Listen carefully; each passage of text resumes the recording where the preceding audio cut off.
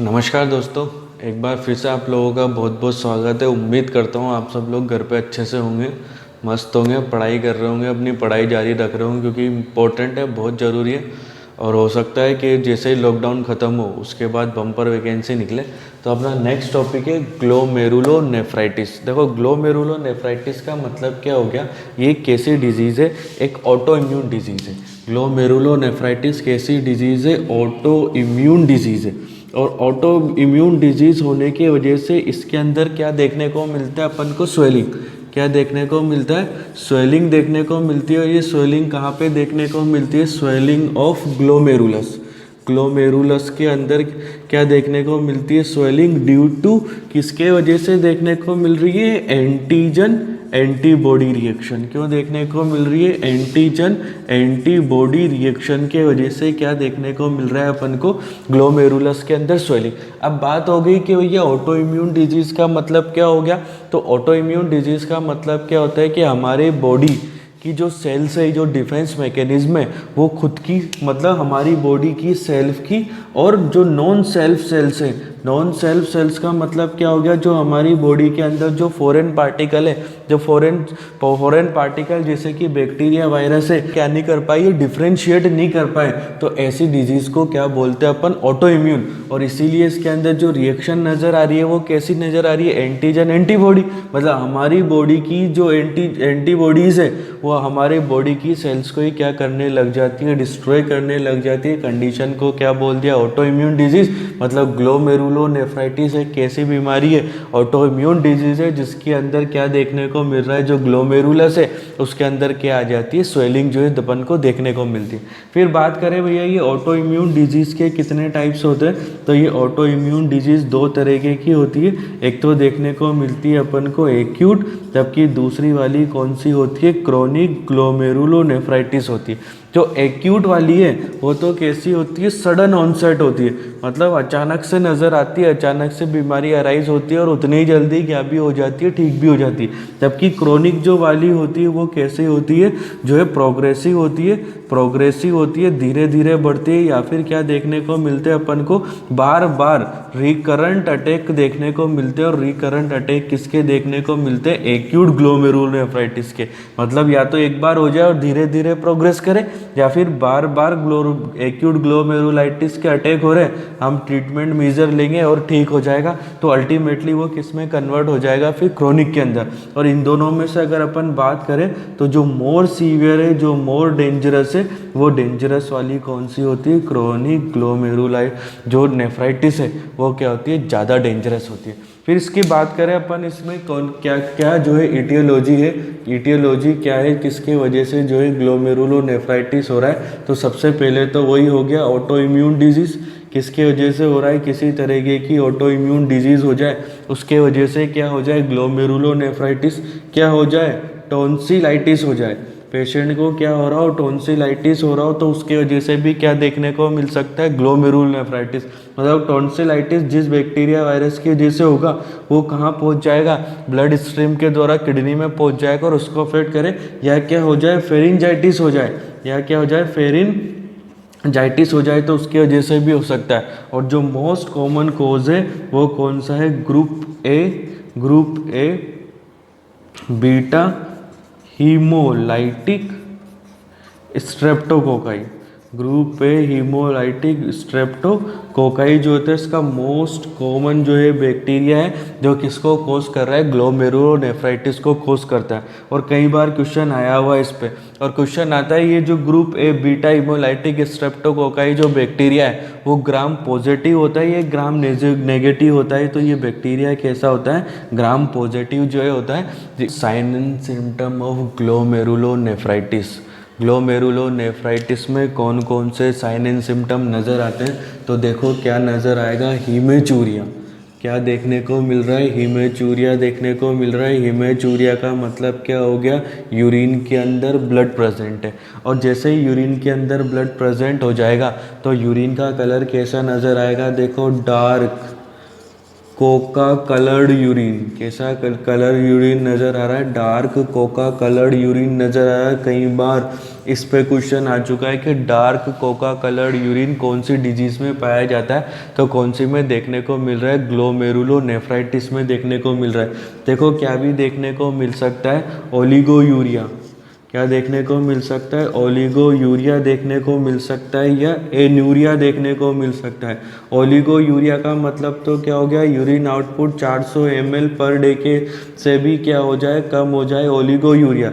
Anuria का मतलब क्या हो गया, 100 ml पर डे से कम हो जाए, मतलब फ्लूइड क्या नहीं हो पा रहा, बॉडी से बाहर नहीं निकल पा रहा। जब फ्लूइड बॉडी से बाहर नहीं निकल पा रहा, मतलब क्या भी देखने को मिल सकता है, पेशेंट के अंदर हाइपरटेंशन हो जाएगा। हाइपरटेंशन के साथ साथ जितने भी मेटाबॉलिक वेस्ट प्रोडक्ट है वो बॉडी से बाहर निकल पाएंगे, क्या नहीं निकल पाएंगे, मतलब क्या हो जाएगा, इंक्रीज ब्लड यूरिया नाइट्रोजन देखने को मिलेगा।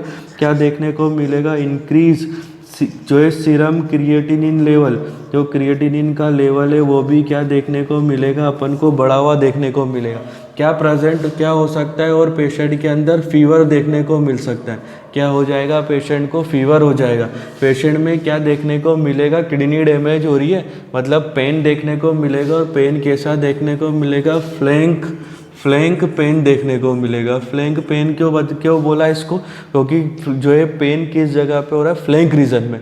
और फ्लैंक रीजन कौन सा, अपना ये जिस जगह पे क्या पाई जा रही है, अपनी किडनी पाई जा रही है, उस रीजन को क्या बोला अपन ने, फ्लैंक रीजन। और उस जगह पे पेन फील हो रहा है, इसीलिए इसको क्या भी बोल दिया अपन ने, फ्लैंक पेन।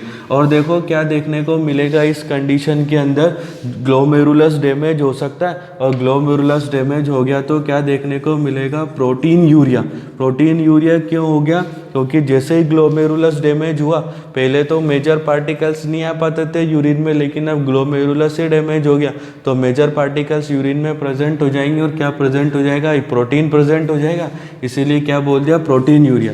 और जब भी प्रोटीन की कमी हो जाएगी बॉडी के अंदर तो क्या देखने को मिलेगा, एडिमा देखने को मिलेगा।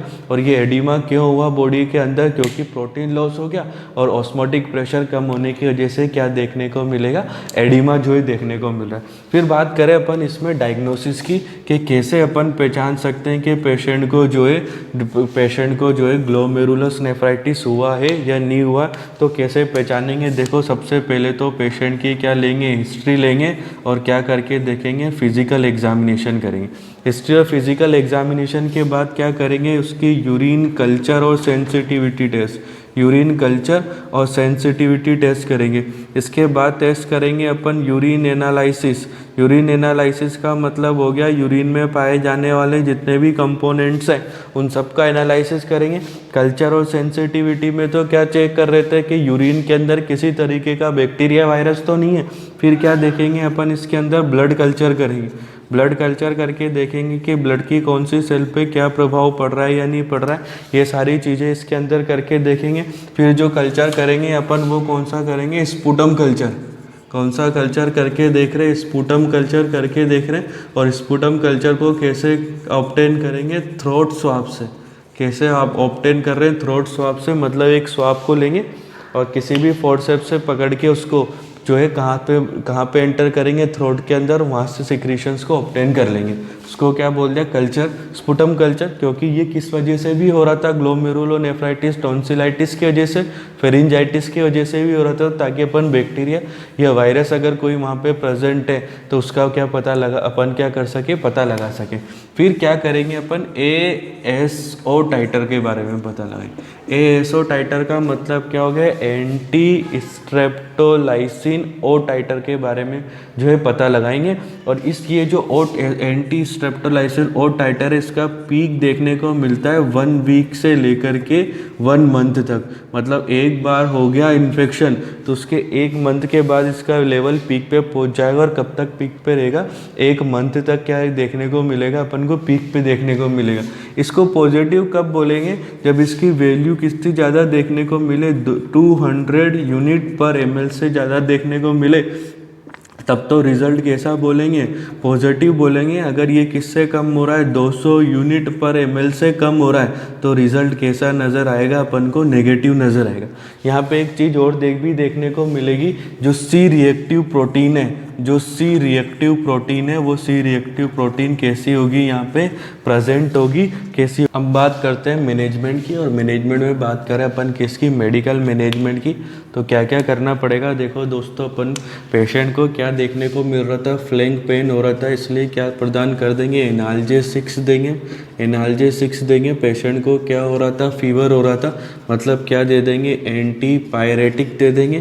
पेशेंट में क्या देखने को मिल रहा था, हाइपरटेंशन हो रहा था, इसलिए कैसी ड्रग दे देंगे, एंटी हाइपरटेंसिव ड्रग। कैसी ड्रग भी दे देंगे उसको, एंटी हाइपरटेंसिव ड्रग्स दे देंगे।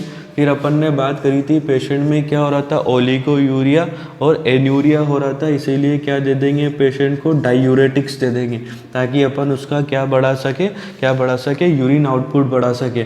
और अल्टीमेटली देखा अपन ने ये किसकी वजह से हो रहा था, बैक्टीरिया की वजह से हो रहा था, इसलिए जो अपन इसमें जो एंटीबायोटिक देंगे वो कौन से देंगे, ब्रॉड स्पेक्ट्रम एंटीबायोटिक दे देंगे। ये ब्रॉड स्पेक्ट्रम एंटीबायोटिक्स दे देंगे, ताकि किसी तरीके का जो बैक्टीरियल इन्फेक्शन हुआ है वो इन्फेक्शन भी क्या हो सके, इसमें ट्रीट हो सके। फिर बात करें अपन, दूसरा मैनेजमेंट आ गया, और दूसरा मैनेजमेंट किसकी बात करेंगे अपन, नर्सिंग मैनेजमेंट की। जब नर्सिंग मैनेजमेंट की बात कर रहे हैं अपन, और किडनी से रिलेटेड प्रॉब्लम है, तो अपन क्या मेंटेन करेंगे, आयो चार्ट मेंटेन करेंगे। पेशेंट का क्या करेंगे, डेली वेट चेक करेंगे। पेशेंट जो है उसके यूरिन का कलर को क्या करना पड़ेगा अपन को, यूरिन के कलर को जो है ऑब्जर्व करना पड़ेगा, क्योंकि उधर यूरिन का कलर कैसा नज़र आ रहा था, डार्क कोका कलर जो है कलर नज़र आ रहा था। पेशेंट को बचाना है किसी तरीके की रिस्क से, या किसी तरीके की इंजरी नहीं हो जाए पेशेंट को, उससे भी अपन को क्या करना है, पेशेंट को प्रिवेंट करके रखना है। फिर बात करें अपन क्या क्या डाइट कौन कौन सी देंगे, ऐसे पेशेंट को कौन सी डाइट देंगे। तो पेशेंट में वैसे ही फ्लूइड का रिटेंशन हो रहा है, तो इसलिए जो डाइट है वो कैसी डाइट देंगे, फ्लूइड रिस्ट्रिक्टेड डाइट है। और डाइट जो है लो होना चाहिए, किसके अंदर, प्रोटीन के अंदर, क्योंकि प्रोटीन यूरिया हो रहा था। कैसी होना चाहिए, लो साल्ट डाइट होना चाहिए, क्योंकि साल्ट क्या करता है, वाटर का रिटेंशन करता है, इसीलिए कैसी डाइट दे रहे हैं, लो साल्ट डाइट दे रहे हैं। और अल्टीमेटली डाइट ऐसी होना चाहिए जिसके अंदर क्या होना चाहिए, कैलोरीज क्या देखने को मिले अपन को, ज़्यादा होना चाहिए।